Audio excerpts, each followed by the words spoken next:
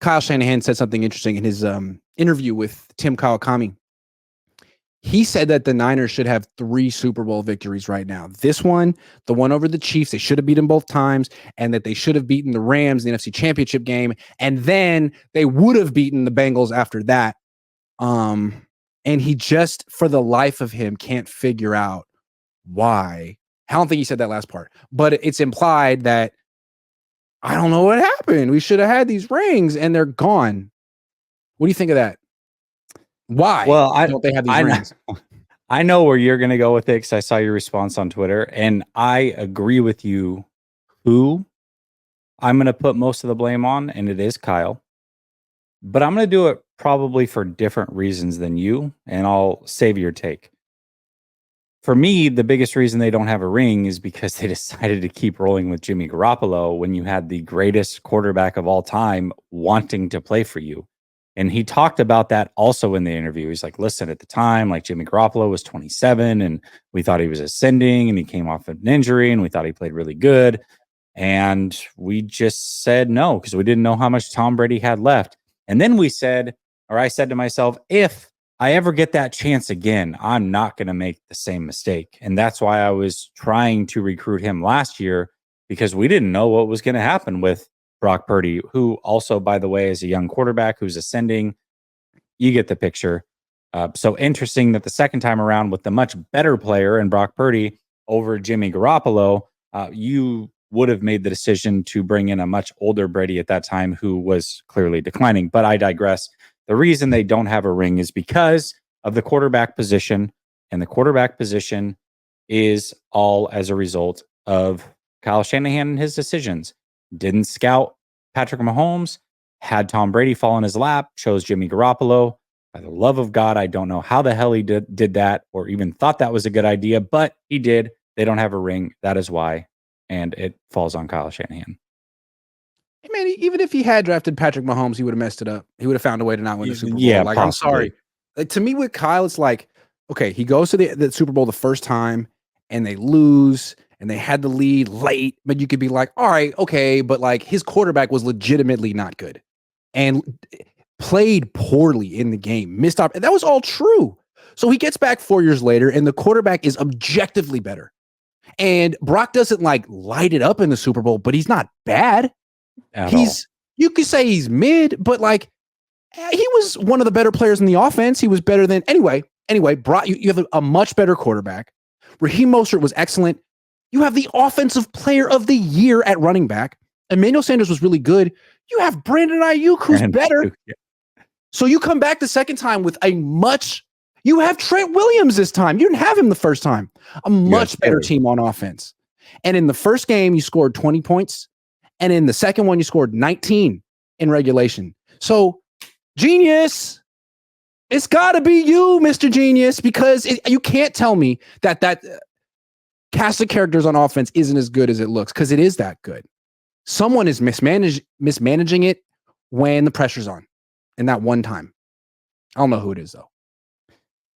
Well, knowing you, Grant, I think I'm going to have to go check the scores. Are you sure they only scored 20 and 19 in those games? Are you ready for me to get knowing you into a key question for Kyle after the game? I'm going to wait like 3 months, maybe playoffs, but like in like a really innocuous way, like Kyle, knowing you.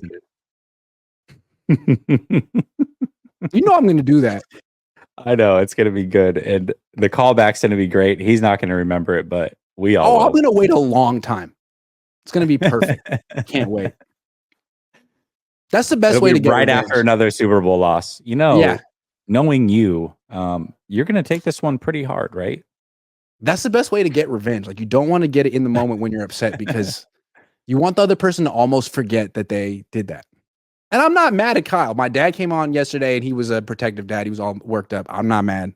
But I want to do it back to him. Knowing you with a smile. Just like he said it with a smile. Hey, we're cool, man. We're buds.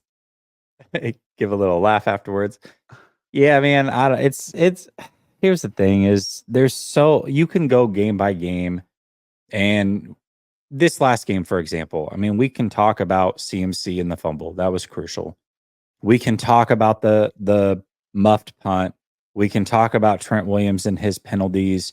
We can talk about how they couldn't move the ball after a key interception to start the second half.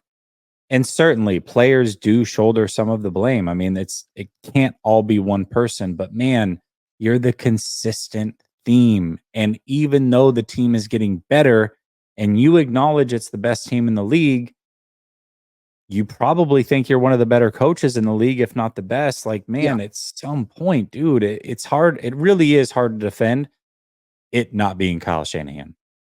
Yeah. And I don't want to hear like, oh, it's not my fault, this or that. Like, don't talk to me about whose fault it was. Think about it from the other perspective, not a negative perspective, a positive perspective.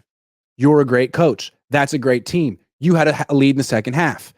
You should be able, because you're so good and this team is so good, to find a way to finish. We're talking about finishers. You're supposed to be one. And all you've shown is that you're not. That when you have the lead in the fourth quarter or overtime, you don't have a plan to close the deal on third down, on fourth down, in the red zone. It's kick a field goal and ask Steve Wilks to win the game. That's your plan. So, yeah, it's on you, man. You can't blame Brock this time, although Aqib Talib did, and we're going to talk about that in a little bit. Yeah, that was interesting. Yeah, man, the Super Bowl thing, he's got to get over the hump. He's got it. And what's interesting, again, I don't think he means to do this, but you're saying there should. We talk about, because you made it twice, like, man, you blew 2 Super Bowls, but you basically are like, nah, man, I blew 3. Like, I should have 3 rings, not just 2. Like, okay, well, you think you should have 3 rings and you have 0? Like, that's pretty rough. And what's crazy about like the last 2, like the one against the Rams and this one against the Chiefs, this most recent one, you go back to the fourth quarter and overtime of those games. There are fourth downs late where the Niners have the ball in the opponent's territory. And it's not like 4th and 10 or anything. It's 4th and manageable. And they punt or kick field goals. And it's hard. That is one way to point to Kyle. Like, man, would Andy Reid do that? Or would Andy Reid say, I got to play? I got to freaking play. I feel like we're going to pick this up. I have confidence in my team and my play. Let's go. And I don't want to win it with my freaking defense. Like, it's a good defense. It's a number 2 defense in the league, but we're going to win it with our quarterback and me. So here we go. Kyle's not like that. Well, the third down is super crucial. Running on third down, first of all, it still gives you an opportunity to pick up a first down because sometimes you're catching them off guard. Think back to the divisional round against the Green Bay Packers at Lambeau Field, where Deebo Samuel picked up like a 8-yard run on 3rd and 7. That was a crucial play.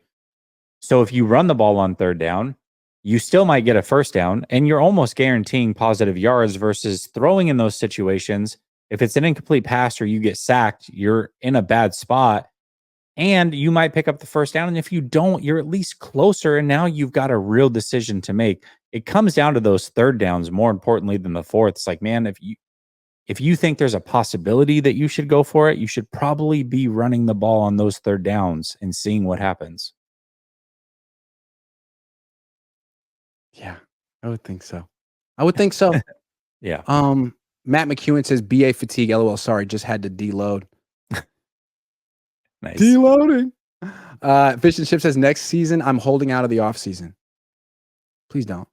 How much do we need to pay you, Fish and Chips? JC says first superpower quit using Debo.